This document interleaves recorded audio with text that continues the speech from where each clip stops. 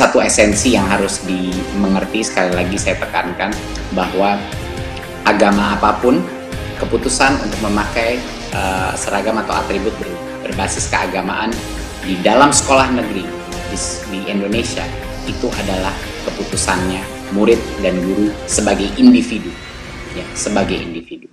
Karakter untuk ketakwaan kepada Tuhan Yang Maha Esa dibangun dengan kesadaran yang lebih mendalam gitu ya, bukan dalam bentuk suatu pemaksaan, karena pemaksaan adalah bagian dari kekerasan dan itu juga yang harus kita hindarkan terjadi di sekolah kita.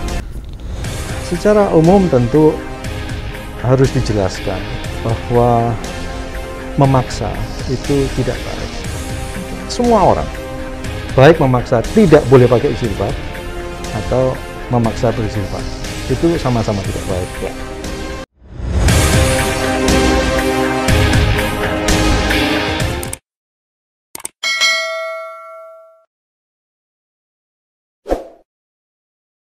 Selamat sore sahabat caper. Tahu nggak caper itu apa? Nah, caper adalah catatan penting Retno. Bagi yang udah tahu, karena udah beberapa kali lihat channel YouTube saya, mungkin pasti sudah mengenal apa itu caper. Sekarang saya berada di mobil menuju sebuah hotel. Hotelnya Farmon di Jalan Asia Afrika Senayan, Jakarta. Ini mau ada acara dengan Kementerian Pendidikan dan Kebudayaan, ya, undangannya dari Inspektur Jenderal Kementerian Pendidikan dan Kebudayaan. Nah, acaranya adalah mau buat panduan untuk apa? Panduan untuk pengawasan dalam SKB 3 Menteri tentang seragam sekolah. Nah, kita akan lihat nanti di sana ketemu beberapa tokoh. Tokoh-tokoh ini rata-rata adalah pendukung, mungkin ya kita bisa sebut seperti itu, dari SKB 3 Menteri. Kita ingin bahas sebenarnya kenapa mereka mendukung, apa alasan mendukung, dan apa harapannya sebenarnya dari SKB 3 Menteri. Oke sahabat caper, ikuti saya terus. Pokoknya nanti akan ada kejutan-kejutan ya dari para tokoh yang akan kita temui. Nah, jangan lupa loh untuk like, share, komen, and subscribe di channel YouTube Retno Listiarti. Ditunggu ya.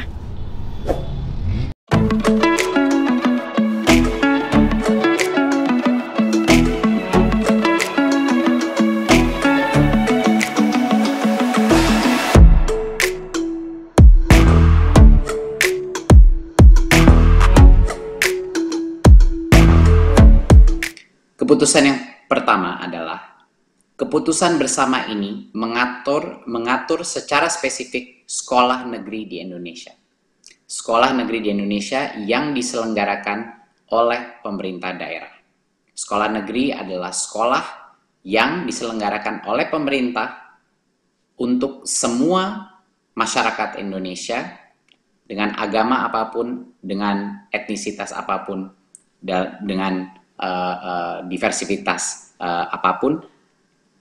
Berarti semua yang mencakupi dalam surat keputusan bersama 3 menteri ini mengatur sekolah negeri. Berikut.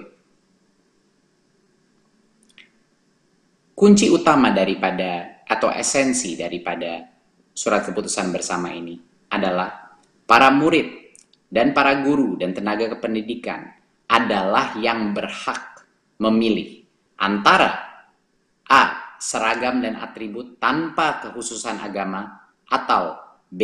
seragam dan atribut dengan kekhususan agama.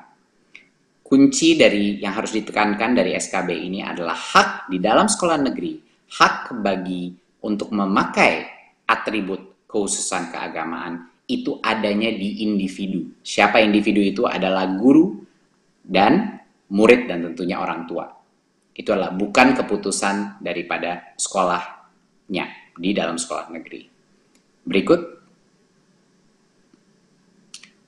Karena ini, pemerintah daerah ataupun sekolah tidak boleh mewajibkan ataupun melarang seragam dan atribut dengan kekhususan agama. Jadi karena hak ini adalah di masing-masing individu, guru dan murid, dan tentunya dengan izin orang tuanya, pemerintah daerah dan sekolah pun tidak boleh mewajibkan ataupun melarang seragam dengan atau atribut dengan kekhususan agama. Ini adalah esensi daripada SKB 3 Menteri ini. Berikut. Karena ada peraturan bahwa itu haknya individu dan sekolah tidak boleh melarang ataupun memaksakan, berarti konsekuensinya adalah pemerintah daerah dan kepala sekolah wajib mencabut aturan-aturan yang mewajibkan atau melarang seragam dan atribut tersebut paling lama 30 hari sejak keputusan bersama ini ditetapkan. Jadi implikasi ini, kalau ada peraturan yang dilaksanakan oleh baik sekolah maupun pemerintah daerah yang melanggar keputusan ini, harus dalam waktu 30 hari dicabut peraturan tersebut. Berikut. Jika terjadi pelanggaran terhadap keputusan bersama ini, maka ada beberapa sanksi yang bisa diberikan secara spesifik kepada pihak yang melanggar. Contohnya, pemerintah daerah bisa memberikan sanksi kepada kepala sekolah, pendidik, dan tenaga kependidikan. Gubernur memberikan sanksi kepada bupati atau wali kota. Kementerian Dalam Negeri bisa memberikan sanksi kepada gubernurnya. Dan Kementerian Pendidikan dan Kebudayaan memberikan sanksi kepada sekolah terkait penyaluran bantuan operasional sekolah atau BOS dan bantuan pemerintah lainnya. Nah, tindak lanjut atas pelanggaran akan dilaksanakan sesuai dengan mekanisme dan perundang-undangan yang berlaku. Dan sementara itu, Kementerian Agama juga akan melakukan pendampingan praktek agama yang moderat dan dapat memberikan pertimbangan untuk pemberian dan penghentian sanksi. Jadi ada sanksi yang jelas kepada pihak yang melanggar surat keputusan bersama 3 kementerian ini. Berikut. Para peserta didik, pendidik dan tenaga pendidikan beragama Islam di Provinsi Aceh ini dikecualikan dari ketentuan keputusan bersama ini sesuai dengan kekhususan Aceh berdasarkan ketentuan perundang-undangan terkait pemerintahan Aceh. Berikut. Salah satu yang terpenting adalah untuk menekankan bahwa untuk memonitor pelaksanaan SKB 3 Menteri ini, masyarakat harus terlibat. Baik orang tua, murid, dan guru harus terlibat, dan kami memberikan kesempatan untuk mengajukan aduan atau pelaporan terkait pelanggaran SKB 3 Menteri ini di Kemendikbud ya, dengan ULT atau Unit Layanan Terpadu kita, dengan pusat panggilan 177 dan berbagai macam portal dari website kita, email kita, dan portal lapor yang bisa dihubungi. Dan tentunya secara terpusat akan kami monitor untuk memastikan bahwa pelanggaran-pelanggaran ini tidak terjadi.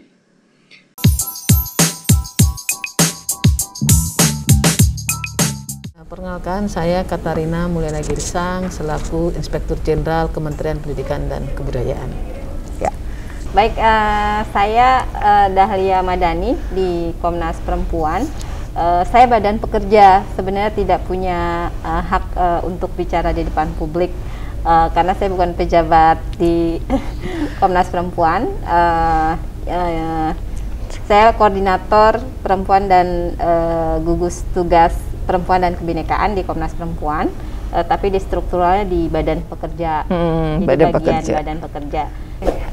Selamat siang Ibu, saya Sisi dari Setara Institute sebagai researcher atau peneliti hukum dan konstitusi.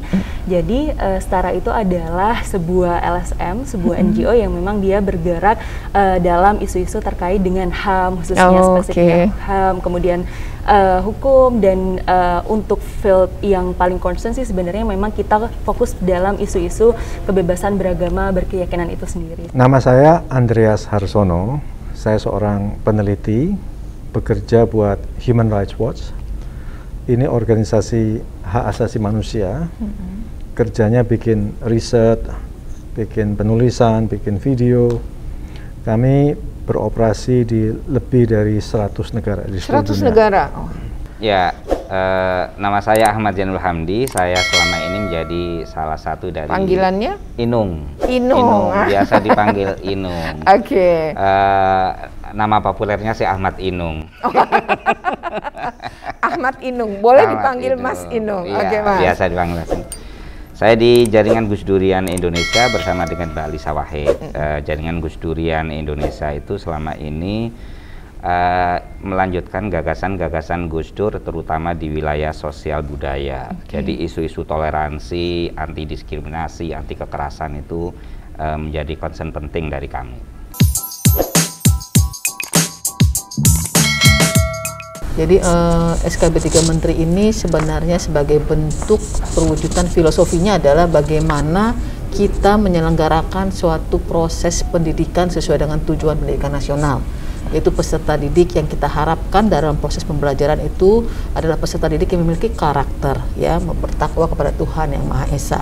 Oleh karena itu kita berharapkan sekolah itu menjadi suatu tempat belajar yang menyenangkan tanpa adanya paksaan. Salah satu bentuk paksaan itu banyak sebenarnya terjadi di sekolah, ya, dan salah satu yang kemarin kasus mencuat adalah seragam sekolah. Jadi seragam sekolah ini sebenarnya bukan baru pertama kali ya yang terjadi di Sumatera Barat ini.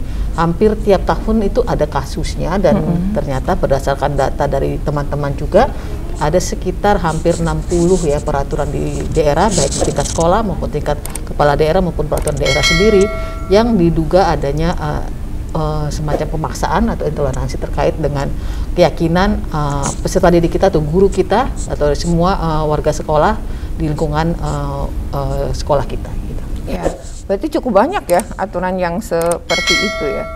2 hari atau 3 hari pasca SKB keluar tanggal 3 Februari, Komnas Perempuan menyatakan penyikapannya melalui rilis. Yang pertama, apresiasi mendukung langkah-langkah yang dilakukan oleh 3 kementerian, Kemendagri, Kemenak, dan Kemendikbud ini. Ini merupakan salah satu langkah percepatan untuk keberadaan kebijakan diskriminatif. Kebijakan diskriminatif itu adalah satu kebijakan di mana di dalamnya berisi tentang pembatasan, pengabaian, pengucilan, dan pengeksklusian kelompok warga negara, ya salah satunya kelompok minoritas terhadap semua orang ya, berdasarkan suku, agama, ras, dan etnis. Nah, itu yang kita sebut dengan kebijakan diskriminatif. Nah, salah satu yang ada di dalam SKB ini kita sebut diskriminasi karena di dalamnya itu mencantumkan pasal atau muatan yang membatasi. Satu. Yang kedua, membedakan.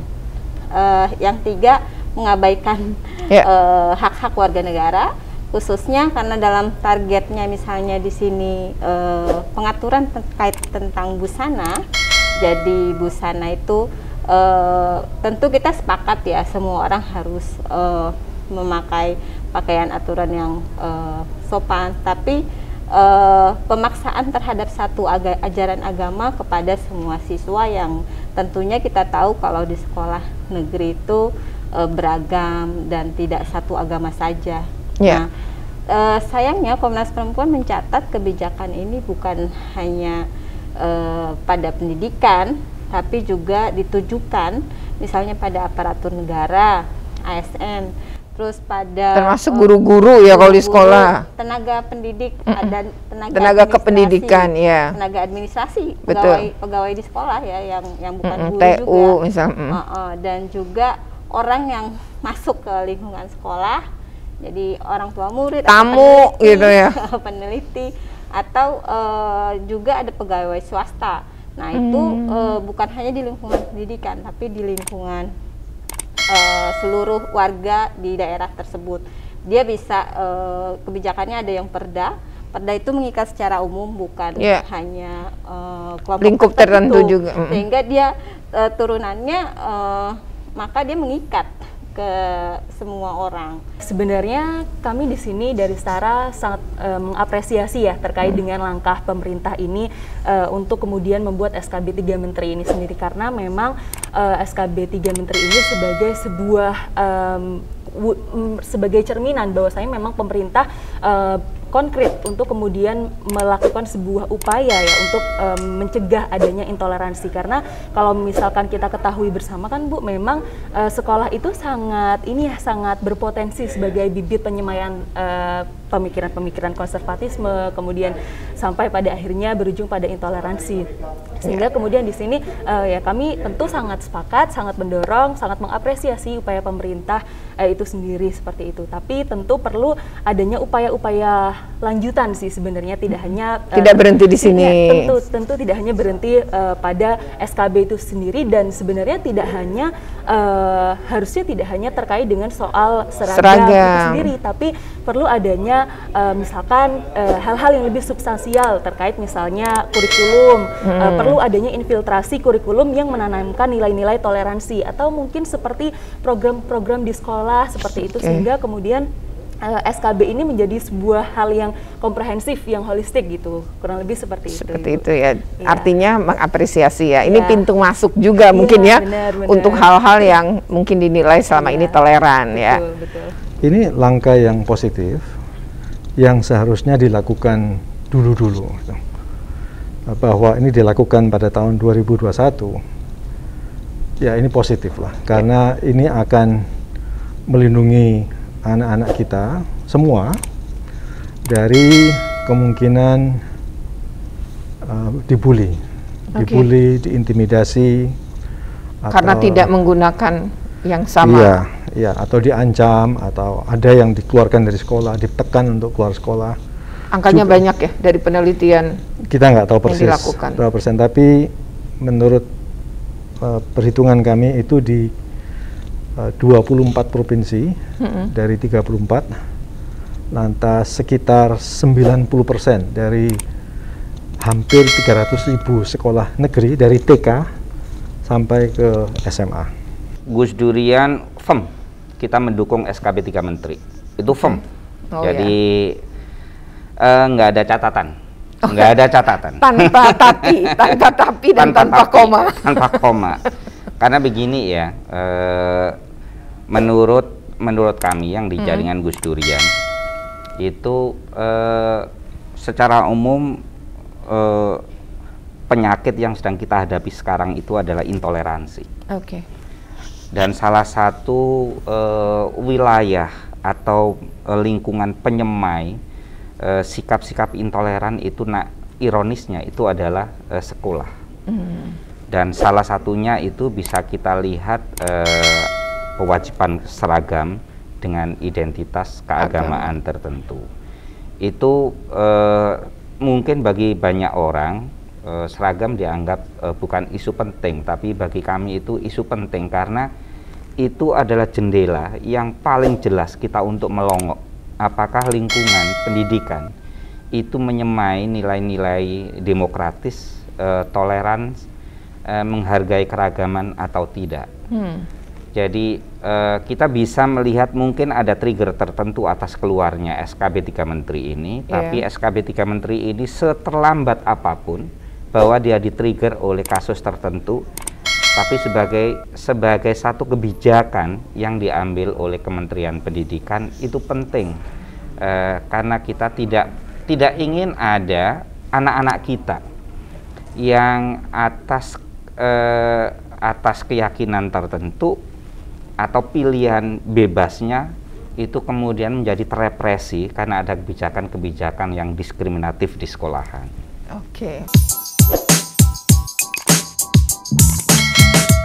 Jadi yang kami harapkan tentu saja ya, kita memiliki visi yang sama bagaimana kita memiliki sekolah sebagai taman atau tempat belajar yang menyenangkan bagi anak-anak. Karena dengan proses belajar yang menyenangkan, anak-anak itu akan memiliki suatu karakter yang sangat baik dengan yang disebut belajar gitu ya. Memberikan kesadaran, membangun kesadaran itu lebih penting, sehingga kita mengharapkan terkait dengan keyakinan menjalankan agama tentu saja itu tidak boleh ada yang bersifat pemaksaan. Nah, jadi dari laporan-laporan yang ada tidak hanya peraturan daerahnya, tapi bagaimana bentuk-bentuk pemaksaan yang dibungkus dengan himbauan ya, yang dibungkus dengan peraturan gitu ya. Itu secara secara data yang ada ternyata telah menimbulkan berbagai masalah, baik juga bahkan terhadap guru dan tendik. Bayangkan kalau guru dan tendik saja merasa memiliki dampak ya bagaimana dengan anak-anak kita. Jadi kita berharap memang karakter untuk ketakwaan kepada Tuhan Yang Maha Esa dibangun dengan kesadaran yang lebih mendalam gitu ya, bukan dalam bentuk suatu pemaksaan, karena pemaksaan adalah bagian dari kekerasan dan itu juga yang harus kita hindarkan terjadi di sekolah kita. Dan mendidik itu kan sesuatu yang membangun kesadaran ya Bu, dari pengetahuan, dari contoh, bukan dengan cara dipaksa gitu ya. Nah kira-kira kalau terakhir nih, kendalanya apa menurut Ibu yang paling tidak akan dihadapi oleh Kemdikbud ya? Jadi kendala ini memang kita melihat bahwa dalam proses pembelajaran kita ada generasi yang berbeda gitu ya. Generasi yang pada mungkin saat ini pada berbagai pemangku kepentingan atau pemegang kekuasaan adalah generasi yang diciptakan dalam sistem yang kita sebut kekerasan dulu ya. Pendisiplinan yang berlebihan ya. Dan mereka menganggap itu baik gitu di zaman mereka. Nah, sehingga mereka mengatakan di zaman ini pun baik. Jadi ada yang mengatakan kalau yang baik dipukul, dicubit juga nggak apa-apa gitu ya. Tetapi karena ini zamannya dia sudah berubah, maka yang tadi pendidikan itu membangun kesadaran itu. Sebenarnya Pak Ki Hajar Dewantara sudah menegaskan itu dari dulu ya. Beliau sudah berpikir di jauh di eranya ya, di zamannya gitu ya. Tetapi kesadaran itu baru ada saat ini gitu. Jadi kita berharap memang seluruh pemangku kepentingan melihat bahwa ini generasi yang berbeda dengan generasi kita. Ya, sehingga keyakinan untuk menjalani agama itu memang harus tumbuh dari kesadaran mereka, dan itu justru lebih ampuh dalam memegang iman keyakinan itu masing-masing. Lebih tertanam, lebih kuat ya Bu ya. Lebih mengakar. Harapan dari kami, tentu saja saya berdasarkan keputusan dari Komnas Perempuan betul. Di dalam pemerintah secara tegas melakukan konsolidasi, tentunya melakukan dialog-dialog secara kontinu terus-menerus dengan pemerintah daerah dan tokoh-tokoh agama dan masyarakat, bahwa kita tahu kebijakan itu sebenarnya pemerintah daerah bertujuan baik untuk banyak alasannya, misalnya memberikan perlindungan pada perempuan, tapi memang harus ada persyaratan yang harus diperhatikan dalam memberikan perlindungan perempuan, bukan berdasarkan asumsi, bukan berdasarkan stigma. Nah, namun cara berpikir ini kan belum banyak dipahami orangnya, jadi belum banyak dipahami para penyelenggara negara. Oleh karena itu mungkin Kemendagri, Kementerian Pendidikan dan Kemenag itu memang konsolidasi melakukan pembinaan dan dialog secara terus-menerus untuk mendiskusikan bahwa tata kelola pemerintahan dan tata kelola bernegara ini kita harus tunduk dan komitmen pada satu asas, yaitu konstitusi. Jadi jaminan hak asasi manusia apapun, biar misalnya dia bercirikan lokalitas itu kan harus mengacu pada konstitusi, harus mengacu pada hierarki peraturan perundang-undangan, sehingga di bawah integritas hukum nasional itu jadi penting buat kita. Terus yang kedua, masyarakat juga perlu menyadari bahwa keberagaman dan keberagamaan di dalam masyarakat itu tidak hanya sekedar menyerukan kebaikan, mengajarkan kebaikan atau mengajak kebaikan. Mengajar kebaikan itu kalau di dalam lewat peraturan perundang-undangan itu bisa jadi salah, karena ada kaidah-kaidah tertentu peraturan perundang-undangan. Jadi aturan baik itu tidak selalu harus dibuat undang-undang. Jadi di dalam masyarakat kan ada kebiasaan, ada norma-norma yang norma terakhir ada norma hukum ya, yang sehingga bisa melakukan percepatan. Tapi tidak semua norma yang kita anggap baik, misalnya tadi kayak adab dengan orang tua, itu kan nggak perlu dibikin peraturannya yang ada sanksinya. Nah, selama ini Komnas Perempuan mencatat yang peraturan busana itu baik, tapi di situ kalau di dalam perda ada sanksinya. Jadi mulai dari pidana sampai jabatannya turun. Jadi kalau karena aturan itu kan memaksa jadi sifatnya ya. Jadi orang yang nggak pakai busana berdasarkan ketentuan itu tersebut, dia otomatis mendapatkan sanksi. Padahal kan dalam segi ajaran agamanya sendiri, kita berdakwah itu meminta jalan kebaikan tidak dengan paksaan, apalagi dengan hukuman pidana itu kan, dengan hukuman administrasi, sanksi sosial itu justru merenggut hak pendidikan atau hak-hak yang lain yang terkait dengan orang itu atau anak-anak atau perempuan secara. Kalau untuk hambatan mungkin ini ya tentu banyak sekali.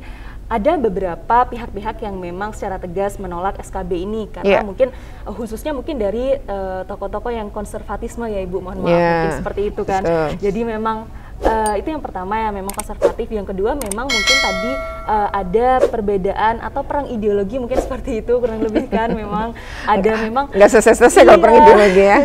Iya, satu titik mungkin masyarakat menginginkan kehidupan yang lebih toleran, tapi dari satu sisi juga mungkin kekuatan ideologi atau kekuatan adat itu terlalu mengakar sehingga kemudian itu juga menjadi hambatan ya. Menjadi tantangan mungkin ya. Tantangan lebih ke tantangan. Harus bagaimana pemerintah itu merangkul kelompok-kelompok yang seperti itu, dan tentu harapannya di sini pemerintah harusnya lebih bisa berkonsolidasi entah itu dengan elemen-elemen pemerintah seperti misalkan dengan pemerintah daerah, kemudian dengan Mendagri. Untuk Mendagri ini kan kaitannya dengan pemerintah daerah ya, sehingga kemudian perlu karena kontrol dan ini pembinaan di sana ya. Benar Ibu, sehingga kemudian peran Mendagri ini sangat penting untuk mengencourage pemerintah daerah untuk mengimplementasikan SKB.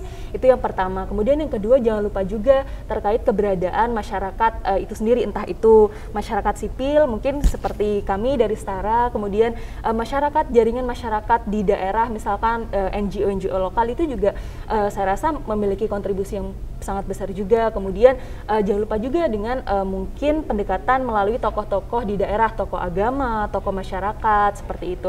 Itu mungkin menjadi hal-hal yang perlu kemudian dilakukan sehingga SKB ini benar-benar bisa berfungsi secara optimal seperti itu. Bisa diimplementasikan ya. Artinya memang masih ada harapan ya. Walaupun hambatan mungkin tidak kecil, tapi harapan juga pasti masih ada. Kalau kita di lorong, mungkin sinar di ujung tuh masih kelihatan. Betul. Gelap tapi pada akhirnya akan cerah juga. Cerah ya. Oke. Secara umum tentu harus dijelaskan bahwa memaksa itu tidak baik. Semua orang, baik memaksa tidak boleh pakai jilbab atau memaksa berjilbab, itu sama-sama tidak baik. Kemudian juga itu tentu tidak sesuai dengan konstitusi Indonesia ya. Kalau kita mau menjaga Indonesia ini supaya bukan hanya negara yang beradab, tapi juga negara yang maju, ya berarti pendidikan kita juga harus dihilangkan dari bully gitu. Apalagi bully ini dilakukan oleh yang lebih tua ya, guru atau kepala sekolah, tentu menakutkan buat anak-anak itu. Ya, yang punya otoritas. Betul. Gitu ya, orang walaupun yang hanya menghimbau, tapi itu siapa dulu yang menghimbau? Itu kuat sekali. Saya sih, atau kami ya, kami di Gus Durian itu seperti yang kami bilang tadi, kami tidak pernah kehilangan harapan. Saya pribadi maupun Gus Durian secara kolektif itu selalu merasa bahwa segelap apapun lorong yang kita lalui pasti ada cahaya di ujung sana. Nah, begitu juga dengan SKB 3 Menteri, kita tahu ada beberapa penolakan ya, bahkan keras sekali dari beberapa daerah. Yang ingin saya harapkan itu begini, semua orang harus ingat bahwa kita ini hidup di satu negara yang bernama Indonesia, yang sudah memiliki kesepakatan bahwa negara ini adalah negara yang dihuni oleh sekian banyak keyakinan. Tidak semata-mata keyakinan berdasarkan agama ini berbeda dengan agama sana, tapi juga di dalam satu agama juga memiliki sekian banyak keragaman pemahaman, termasuk juga adanya kebebasan yang harus digaransi. Nah, saya kalau ada yang masih tidak paham, mari kita pahamkan. Tapi kalau bagi orang-orang yang menolak SKB 3 Menteri ini karena kehilangan kesadaran keindonesiaannya, saya kira harapan kami adalah agar semua kembali untuk menyadari bahwa kita adalah Indonesia dan Indonesia adalah rumah bersama. Oke. Baik, berarti ini pandangan yang lain ya, tadi dari sebelumnya masyarakat sipil. Kalau Komnas Perempuan ini termasuk lembaga negara seperti KPAI maupun Komnas HAM. Baik, kita cukupkan video yang kali ini.